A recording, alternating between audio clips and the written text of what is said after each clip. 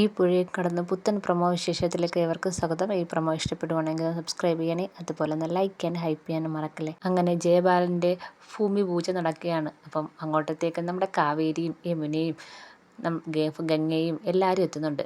ശാരദയും അതേപോലെ തന്നെ അച്ചമ്മയും എല്ലാവരും ഉണ്ട്. എല്ലാവരും കൂടെ അങ്ങോട്ട് വരുന്നുണ്ട്. അപ്പം അവിടെ പൂജാകർമ്മങ്ങളൊക്കെ നടന്നുകൊണ്ടിരിക്കുകയാണ്. അപ്പോഴാണ് അവർ അങ്ങോട്ട് വരുന്നത്. അപ്പം കാവേരി അവിടെ നിന്ന് ജയബാലൻ സാറേ എന്ന് വിളിക്കുകയാണ്.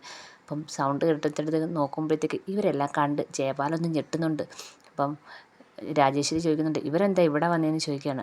അതൊന്നും എനിക്ക് അറിഞ്ഞൂടാ എന്ന് ജയബാലൻ പറയുന്നുണ്ട്. ജയബാലൻ എന്താ വന്നതെന്നൊക്കെ അന്വേഷിക്കുന്നുണ്ട്. ഇവിടെ ഭൂമി പൂജ മാത്രമേ ഉള്ളൂ, അല്ലാതെ സദ്യ ഒന്നുമില്ല എന്ന് പറയാണ്. അപ്പം നമ്മുടെ കാവേരി പറയാണ്, എന്തായാലും എൻ്റെ അച്ഛൻ്റെ കാശ് കൊണ്ട് നടത്തുന്ന സദ്യയല്ലേ, അതിൽ ഒരു നുള്ളു വറ്റ് കഴിക്കാതെ പോകുന്നത് ശരിയാവത്തില്ലല്ലോ എന്ന് പറയാണ്. ഇത് കേൾക്കുമ്പോൾ ജയബാലൻ ഒന്ന് ഞെട്ടുന്നുണ്ട്. എന്താ കാവേരി പറയുന്നത്, എന്താ ശാരദയൊക്കെ പറയുന്നതെന്നൊക്കെ ചോദിക്കുന്നുണ്ട്. അപ്പം കാവേരി പറയാണ്, എൻ്റെ അച്ഛൻ കഷ്ടപ്പെട്ട് ഗൾഫിൽ നിന്ന് കാശ് ഇങ്ങോട്ട് അയച്ചു തന്ന് ഈ ഭൂമി വാങ്ങിക്കാൻ വേണ്ടി, നിങ്ങൾ എന്നിട്ട് എന്താ ചെയ്തത്, ആ കാശ് വെച്ച് ആ വസ്തു വാങ്ങിച്ചത് നിങ്ങളുടെ പേരിലാക്കി. അപ്പോൾ രാജേശ്വരി ചോദിക്കുന്നുണ്ട്, ഇവരെന്തൊക്കെയാ ജയബാലേട്ട ഈ പറയുന്നത്. അപ്പോൾ ജയബാലൻ പറയാണ്, എനിക്കിതൊന്നും അറിഞ്ഞൂടാ എന്ന് രാജേശ്വരി അടുത്തും പറയുന്നുണ്ട്. അപ്പം നമ്മുടെ കാവേരി പറയുന്നുണ്ട്, ചതിയും കള്ളത്തരവും വഞ്ചനയും കുതികാലുമായിട്ടൊക്കെ നിങ്ങളുടെ അത്രയൊന്നും ഞങ്ങൾക്കറിയത്തില്ല, അതുകൊണ്ടാണ് എൻ്റെ അച്ഛൻ ഇതിനകത്ത് പെട്ടുപോയെന്ന് പറയാണ്.